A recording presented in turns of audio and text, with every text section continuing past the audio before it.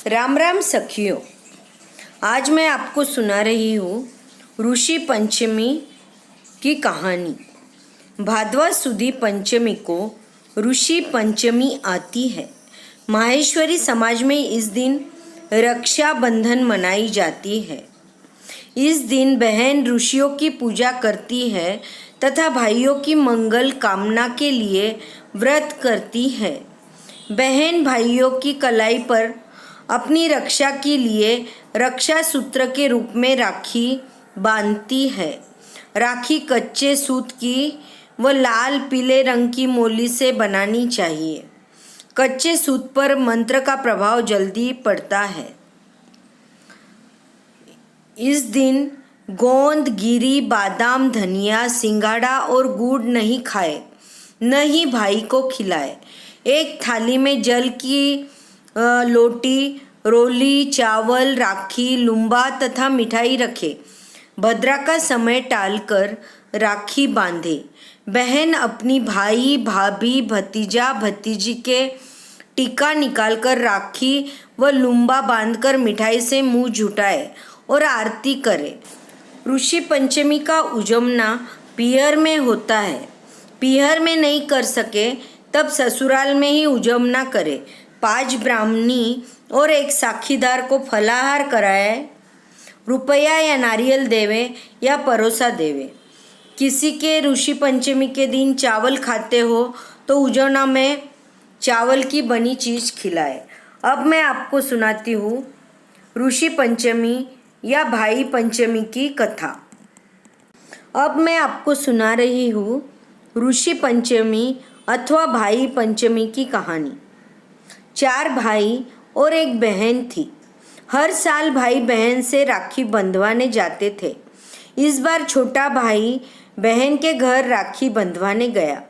उसने बहन को देने के लिए कुछ पैसे साथ लिए। रास्ते में एक चोर ने उसको मारकर उससे पैसे छीन लिए। उधर से 5 ऋषि निकले। तब उन्होंने मन में विचार किया कि यदि इसको जीवित नहीं करेंगे तो कलयुग में अपने को कोई मानेगा नहीं। तब उन्होंने उस लड़के को जीवित कर दिया और उससे एक लकड़ी दी कि बहन राखी बांधे तब यह थाली में रख देना। ऋषियों ने चोर को बांधकर झाड़ पर उल्टा लटका दिया। भाई बहन के घर पहुंचा। बहन भाई की राह देखती देखती सूत काटने बैठी। सूत काटते समय बहन बीच में बोलती नहीं थी, इसलिए वह भाई से बोली नहीं। भाई को दुख हुआ, वह वापस जाने को लगा। बहन ने भाई को बुलाया और कहा कि मैं मौन होकर राखी के लिए सूत काट रही थी, इसलिए तुमसे नहीं बोली। फिर भाई को चौकी पर बिठाकर टीका निकाला, राखी बांधी। भाई ने ऋषियों की दी हुई लकड़ी थाली में रखी तो वह सोने की चैन बन गई।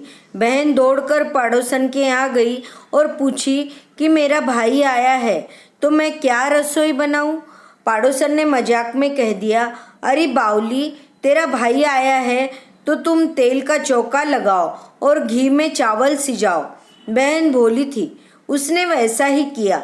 अब तेल का चौका सूखे नहीं और घी में चावल सीजे नहीं।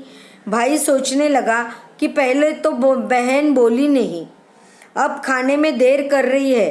बहन वापस पड़ोसन के पास गई तो वह बोली, मैं तो तुमसे मजाक कर रही थी, कभी घी में चावल सींचते हैं क्या? अब तुम पानी से चौका लगाओ और दूध में चावल सिजाओ। तब बहन ने वापस आकर वैसा ही किया। फिर भाई को खाना खिलाया। रात को भाई ने कहा कि सुबह ही वापस जाऊंगा।